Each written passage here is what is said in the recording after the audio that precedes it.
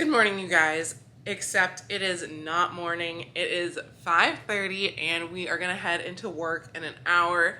Hey, what's up? I'm Casey. I am a night shift ER tech and I'm gonna be working 3 night shifts in a row.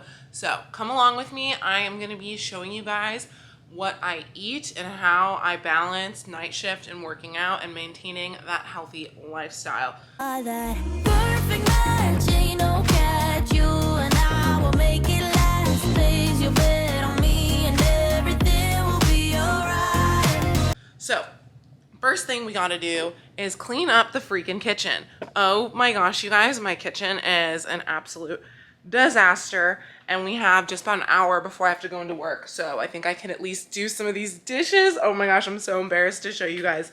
But also I need to take out the overflowing recycling can. So let's do those things real quick.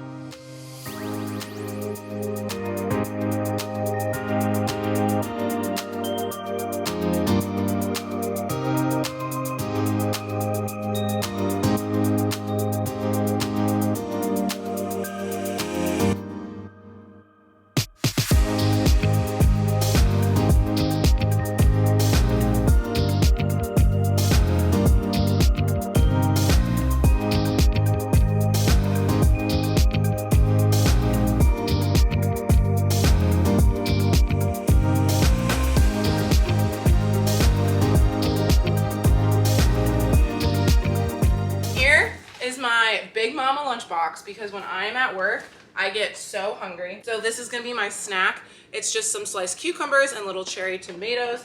I really try to bring some like healthier options for me just so that I'm not as tempted to like eat the pizza or like the stuff people buy during night shift. Then I've got this humongous sandwich. It's got turkey on it, ham, cheese, and then I absolutely love these. So we're kind of running low on like our meal prepped food. So I always keep these in the pantry. These are just lentils that you heat up in the microwave for a minute and they taste kind of like a lentil chili. They're really, really good. So got that on standby. And then to go with my sandwich chips, I always bring a granola bar, just something really quick to eat if I don't have time to sit down to eat. This is like my sweet snack. This is some kettle corn, like sweet kettle corn. If you guys are new here, then you don't know that I am obsessed with drinks. So to me, like drinks are just as important as the food. I am a huge Poppy girl. I actually tried another brand of like prebiotic soda, did not like, so we're sticking with the Poppy. Gonna bring 2 Poppies tonight, and then I haven't had any caffeine today, so I am gonna bring 2 energy drinks. All right, and that is lunch. So the only thing I'll say I don't like about this lunchbox is that I wish that these 2 handles, you could like Velcro them together, if that makes sense, but it is nice because it does have this long strap that is also padded. So we are ready to go to work with this ginormous lunchbox. I have to leave for work in about 15 minutes, so I need to go fix up my hair and go put my scrubs on. Hopefully you guys can hear me okay. My dishwasher is running and for some reason it sounds really loud right now. So I just finished my first shift. It's like almost about 8 a.m. I just hung out with Torin. I got home really quick after 7 because I was able to get right off at 7, which was super nice. So I just kind of picked up for about an hour and spent some time with him. But I just wanted to tell you guys about my shift. So last night I was on the ER floor from 1700 to 2300, and then from 2300 to 0700 I was in Peds triage. So when I was on the floor, I transported a couple patients, did EKGs, and then like moved people back from triage because like adult triage was so busy. But one thing I wanted to talk about is anticipating needs. And that is something I think that kind of really makes you like an invaluable team member. Once you get comfortable on your unit and you kind of figure out your ER's flow, you want to really try to anticipate what needs to be done. So then that way, no one's telling you, it's already done. And I've gotten to a point where I can finally do this, and it feels really good to be at that point where someone's like, oh, hey, can you go do this for me? And you're like, it's already done. And they're like, oh, wow, they really know what they're doing. Like, they know the flow of things, they've got it down. So I'm gonna give you guys some examples. So I was on the floor and I had picked up the department. All the rooms in the department were clean. There was no pertinent patient care that needed to be done at the moment. So I was just kind of going through our ER board, looking at all the patients in the rooms, seeing if anything needed to be done. But then when I scrolled down to where triage was, I noticed there were at one point like 30 plus patients in triage, and a bunch of them were starting to get room assignments. So I was like, okay, let me go help move people from triage into their room, because at my hospital, there's only one nurse and one tech in triage, and moving all 5 of those people will take a long time, especially if there's continuously people being checked in, because as the triage tech, their job is to check people in and move them back from the rooms. And so managing a waiting room of 30 people, plus checking people in, plus taking people back to the rooms can just be a lot. So I just went out to triage and started moving people myself once they had the room assignments. And that's something that like the triage tech was like, oh my God, thank you for doing that, just because it helps keep things moving, and that way they're able to help the triage nurse, especially if you have the time. Another thing I like to do at my hospital, techs are able to do phlebotomy.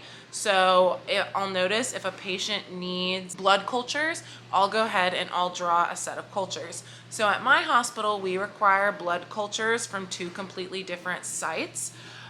This way it confirms that if the patient does have bacteremia, which is bacteria in the blood, that it wasn't contamination and it truly is the source of infection. So I always like to explain that to patients. I go into the room and I say, hi, I'm gonna collect some blood cultures from you because bacteria grows everywhere. These cultures do have an opportunity for high contamination. So to confirm that your bacterial infection is true and it's not from contamination of these cultures, we have to draw the cultures from 2 different sites. Usually the nurses will be able to draw one site from the IV, and then I'll draw a second site just doing normal venipuncture. So that's something that, like, if I see, oh, this patient has cultures ordered, I just go ahead and go in the room and set up to draw for cultures, that way to just get it done. And that way when the nurse has to go in, they're like, oh my gosh, that one set of cultures has already been done, and that way they already have to do their other set. Another thing, if a patient is there for any sort of visual changes, I will go ahead and I'll do a visual acuity test, that chart it, and that way it's already done, because that's usually one of the first things the physicians want. Make sure whatever you are doing, of course, is within your scope of practice at your facility. Something that I think is kind of obvious, but if you're a new tech, it's kind of hard to anticipate. If anyone is having like balance issues, syncope, or dizziness, chest pain, or patients that are like in their 40s are having abdominal pain, those patients are gonna need an EKG. So if you see on the board a patient is checking in with those things, or an ambulance is coming in with those things, go ahead, just bring the EKG machine into the room, because that patient is gonna need an EKG, and then that way the nurse can work on getting an IV, and then you can work on doing the EKG, and being able to tag team those things all at once just really sets the nurse up for success. Another thing that can be very helpful is helping the nurse offload the patient from the ambulance.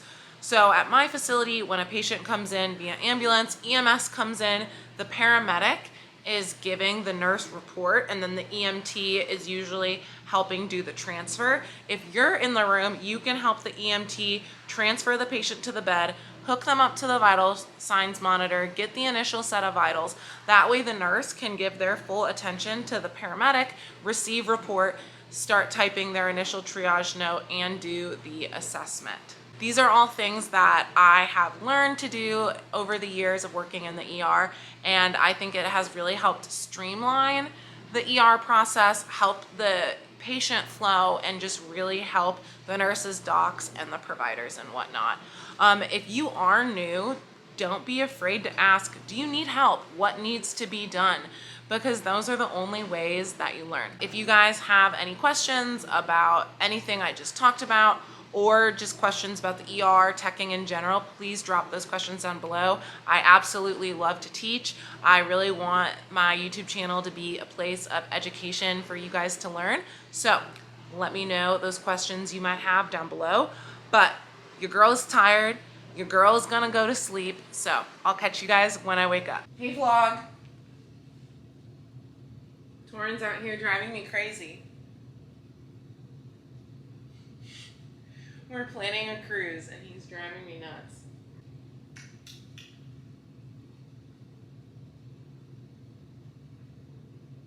I just got back from the gym. I'm not going into work until 2300 tonight. I just picked up an 8-hour shift. I have no idea why, but today I'm just dragging so. I got really good sleep. I slept from like 9 to 5. So I got like a good 8 hours of sleep, took my pre, went to the gym, but I just feel tired. Hopefully it's just because I'm a little hungry. Before I went to the gym, I only had cereal. So maybe I just need to eat a little bit bigger of a meal. But I just want to shower, get clean, then like sit down and eat. I don't want to like wear my icky gym clothes and eat. I just got out of the shower and just freshened up my hair a little bit. But I want to show you guys what I'm bringing for lunch. I'm only working 8 hours. So I am going to bring some pasta, which actually it's 10:20, so I actually might eat this right now before I go into work. But I also want to film a couple TikToks. I think I'm gonna bring this into work because I really want to film the TikToks. And then I'm just bringing some veggies to snack on.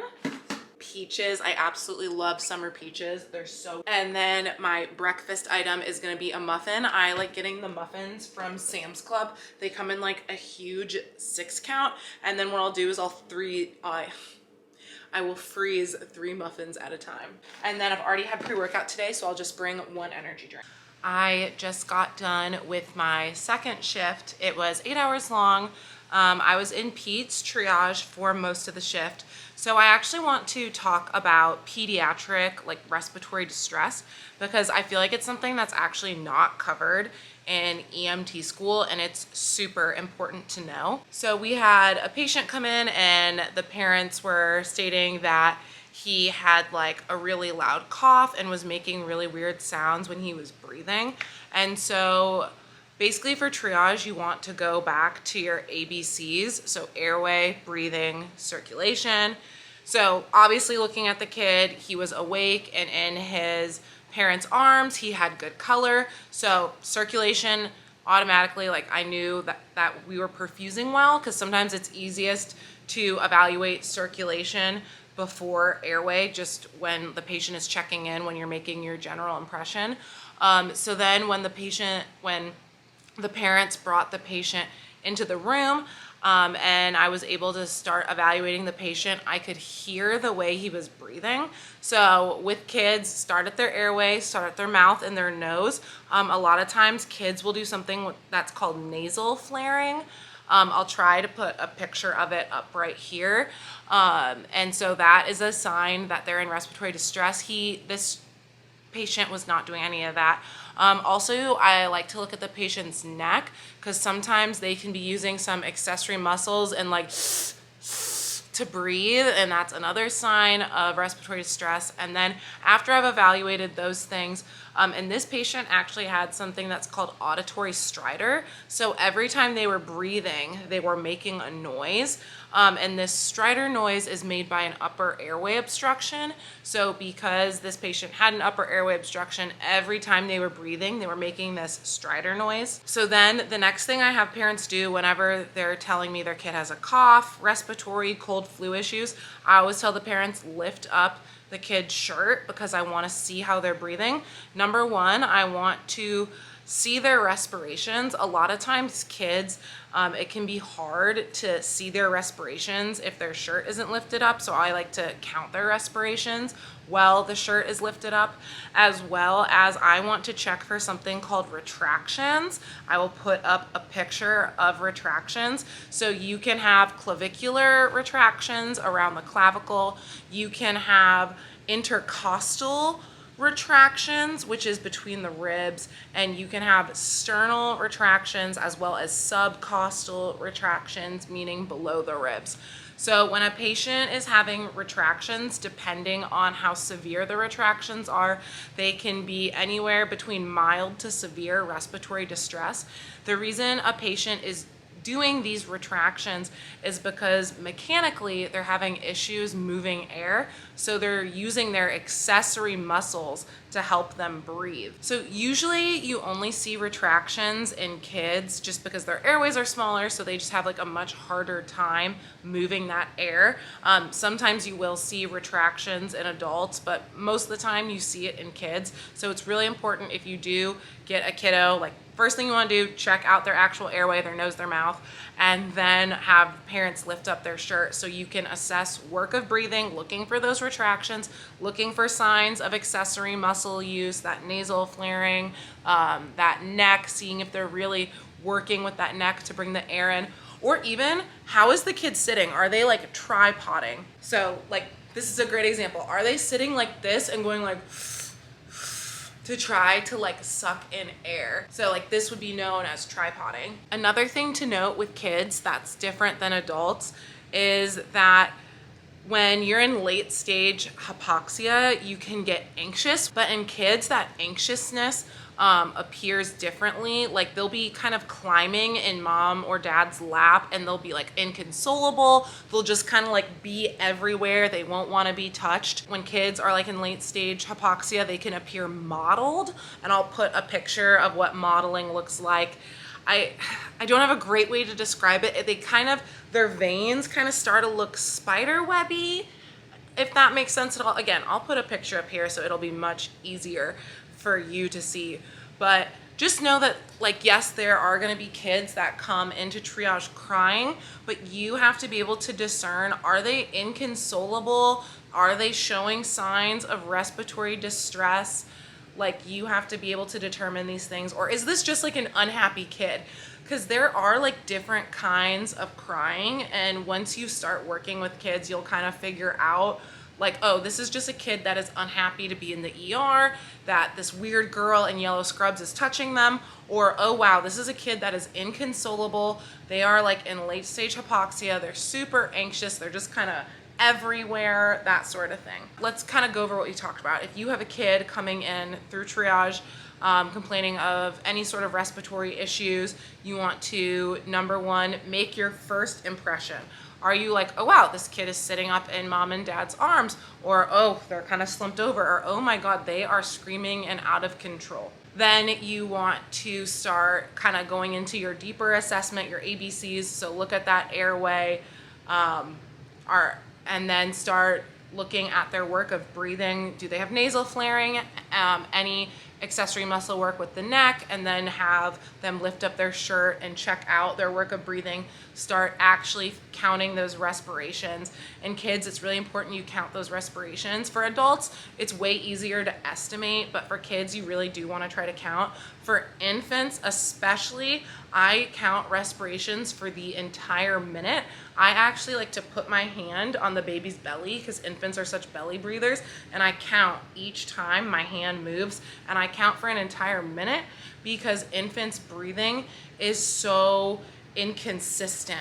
Like they'll kind of sometimes have moments of pauses, or they'll take a couple breaths in a couple seconds. So because that breathing is so inconsistent, I do count for an entire minute. Whew. So hopefully those are all good tips to help you guys out with kids. I know that kids can be very, very hard to work with. So my tip for working with pediatric patients is, number one, always get down on their level, because when you are like towering over them and you're like, hi, I'm gonna hook you up to the pulse ox and the blood pressure cuff, they're like, You're gonna do what? So it helps if you get down to their level and I explain things on their level. So like toddlers, the pulse ox, I explain that it is a magical little light that tells me how fast your heart beats. Or if the kid is like 10 or 12, I explain to them that, hey, this is a really cool light that will actually tell me how fast your heart beats. Like, explain things to the kids on their level. Don't be telling a 12-year-old that this is a magic little light. They'll be like, what? You know, so definitely try to explain things onto the kids' level. Sometimes the blood pressure cuff really bothers kids, so I'll explain to them that this goes around your arm and it gives you a very tight hug. And I'll be like, do mommy or daddy ever give you very tight hugs? And usually they're like, yeah. And so it's just explaining things to them in ways that they'll understand it. But the next thing I did want to talk about was, unfortunately, during my shift, I was involved in some patient care that did not have a positive outcome. We had a patient come in who had a witness arrest by cardiac arrest by EMS. They started working the cardiac arrest and then they brought them into us, and they unfortunately did not make it. I know I've kind of talked about loss in my other videos before. The first time you lose a patient can be extremely hard. So just make sure you have those support systems in place. Make sure you have someone that you can talk to what you're feeling about with. Like, I'm super lucky I have Torin, who I'm able to tell him how I feel and whatnot, and I'm so lucky that I work in such a supportive environment where we're able to always help each other out in difficult situations like that. But I do want to kind of go over in a code what to expect tech-wise. So if the patient is actively in cardiac arrest, EMS will bring them in, and then what they like to do at my facility is get the patient onto the bed and then start the compressions and start getting the story. That way we're not trying to, the physicians can pay full attention to EMS and we're not trying to move the patient over while getting the story or getting report from EMS.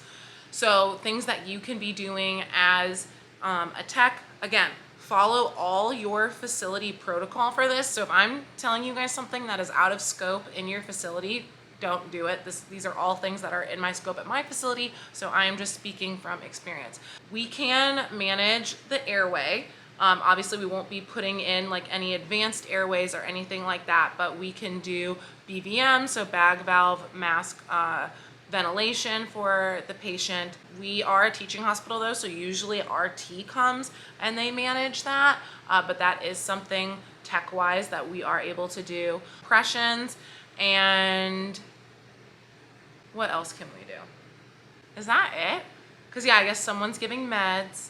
Oh, the compression coach, which is actually a very important job that a lot of people forget about, because when you're doing compressions for 2 minutes, that is a long freaking time. And so having someone like coaching you, telling you good rate, good depth, or a little faster, a little deeper, make sure you have full recoil. Like, it's really good to be getting feedback while you're doing those compressions. And then also having someone there to console the family if they stay in the room, that is a very important job. I will say there aren't a lot of words that you can say to a family member in that moment to ease their pain or make them feel better.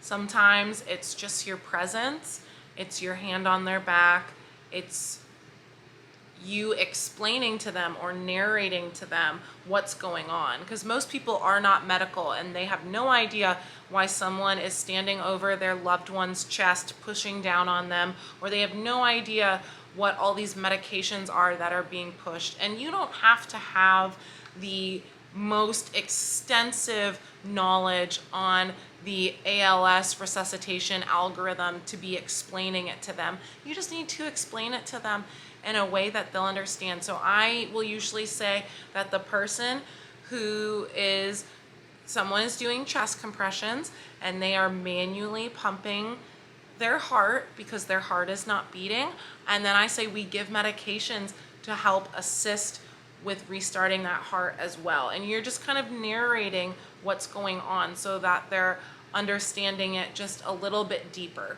I hope that everything I've told you made sense. Again, if there are ever any questions about anything I talk about, if there's ever anything you guys want me to go deeper in depth, please let me know. As I've said before, I want my channel to be a place of education and learning for all of us, because there was a time where I was brand new and I knew absolutely nothing, and I wish I had a resource like this to reference from. But it is getting late in the morning, so I need to start getting ready for bed.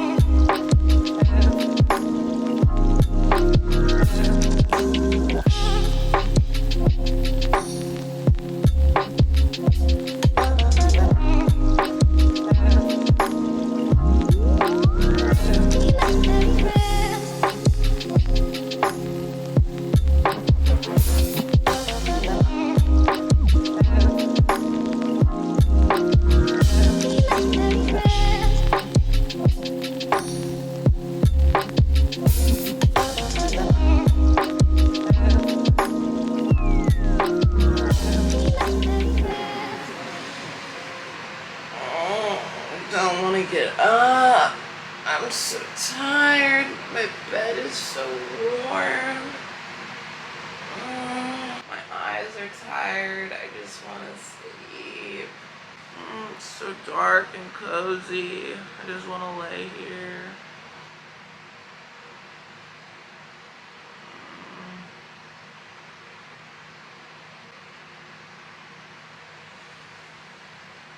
I don't want to do this right now. But I'm not gonna wake up, wake up. I'm not ready, let me have another day. Don't wake up, wake up. Keep it steady, cause I'm happy, I'm not gonna wake up. No, not yet, whoa. No, not yet, whoa. No, not yet, whoa. I'm afraid I'll end up nowhere. They keep saying I'll be fine, but how you know that I'll be there when it feels like I'm lying every time someone asks how it goes, and I save the details. I usually sit here on the couch for about an hour and contemplate my life choices and scroll through my phone. That actually means something. I really want to wear my new yellow scrub jacket again tonight, but the matching yellow scrubs are dirty. So let's pick out what will go with yellow. I feel like blue goes with yellow. Oh, I've got gray. That could be a vibe. No, I'm talking to myself. Oh. I mean, yeah. Ooh, this looks so cool together. This is like, I think storm gray from Mandala Scrubs with this yellow. That could be really cute. Or we've got navy blue. I feel like this is, No, I'm just going crazy. These are actually my current favorite scrubs from Create More, where that looks cute. Let's go talk to Torin. Let's see. Oh, perfect. You're here. Come here. Come. Okay. I knew you were talking to the camera. What color combo do you like the best? Option number 1. Option number 2. Option number 3. Whichever one makes you look more like a Curious George character. Maybe the yellow with the I think blue. I think this looks good. Alright. Oh. Oh dear. Those are my donations I need to drop off. Alright, I think we're going to go with the Create More Scrubs. I'll be right back. I just wanted to show you guys my cute compression socks. I got these on Amazon. I have them linked to my Amazon storefront. Aren't they so cute? It's like little EKG strips, pill bottles, and stethoscopes. They help so much with my feet being sore, as well as keeping away those varicose veins. So I've got on my Create More scrubs. These are my absolute favorite scrubs. They're so stretchy, so comfy. And then I've got on that Figs jacket that I love. I'm gonna pack my lunch super quick because I have to take Torin back to work because I picked him up. That way he didn't have to walk back to his car just because he works at the university, so he has to park a long ways away. But let's pack this lunch, head off for our last frickin' shift. Happy Friday, y'all. I'm way up on the coke and rum. You stay up, hoping I'll come home. Don't wait up, cause I'm way too gone. Don't wait up, wait up. I'm way up on the coke and rum. You stay up, hoping I'll come home. Don't wait up, cause I'm way too gone. Don't wait up, wait up. Tonight I'm in it for the big fun. This time I'm bringing out the big guns. Bang bang, they wonder can I get some? What I got's for everyone. Yeah, sit down and get to know the sofa. Stand up when it's taking over. Come here if you was getting sober. What I got's for everyone. Yeah. In the bathroom, in the kitchen, on the balcony is where you'll find. All right, I am all dressed. Got my badge buddy on. I will see you guys after this last shift. Shift 3 of 3 is done. So I was super lucky. I was up in the ED observation unit today, and we can have up to 6 patients there. I only had 3 patients. There was initially 1 patient that was getting discharged. So I'll talk about the couple patients I had, and oh, we are zoomed. Oh my, there we go.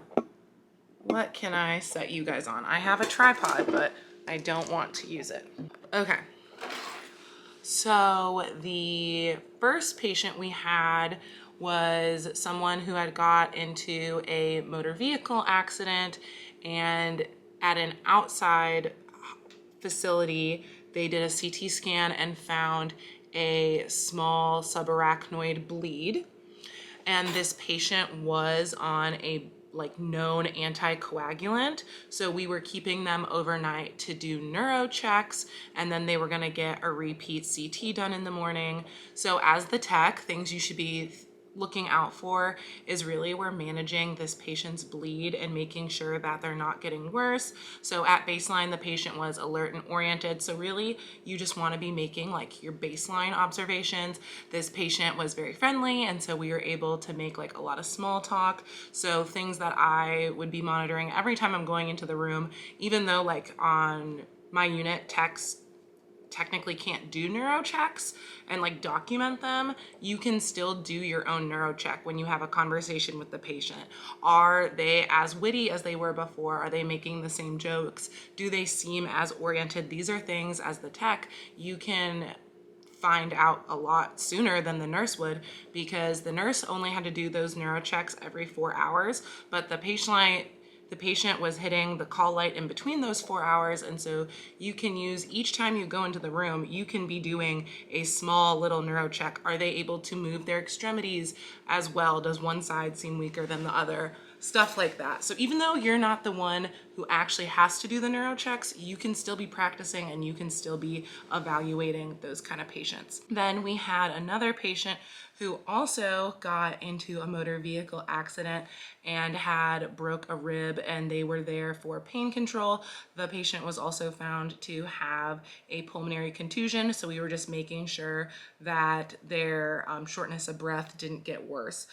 So same thing for this patient. Like, you can obviously be telling the nurse about their pain if it gets any worse, and monitoring the patient for that shortness of breath. Like, when you walk in the room, does the patient seem to be gasping for air? Are they not talking in complete sentences? These are all things, as the tech, you want to be very astute to and very toned into for any changes, and be reporting those to your nurse. And then the last patient I had was someone who had a cellulitis infection on the side of their face.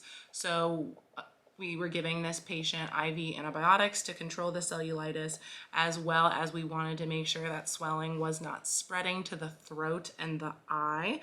So you want to be checking in with this patient, making sure they're having no vision changes, no difficulty breathing, anything like that. Any vision changes or difficulty breathing for patients that have swelling of the face, that is an acute finding and needs to be reported to the nurse immediately. Well, you guys, it is the morning after my shift 3 of 3.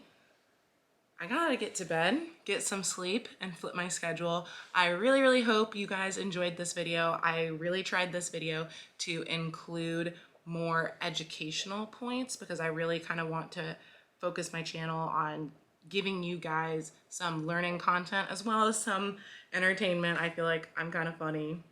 I don't know. But if you guys have any questions about how I flip my schedule, like after I work a string of nights, how the heck do I walk around during the day like a normal human? I've got a couple videos about that I'll link right here. But I'll see you guys in the next one. Bye.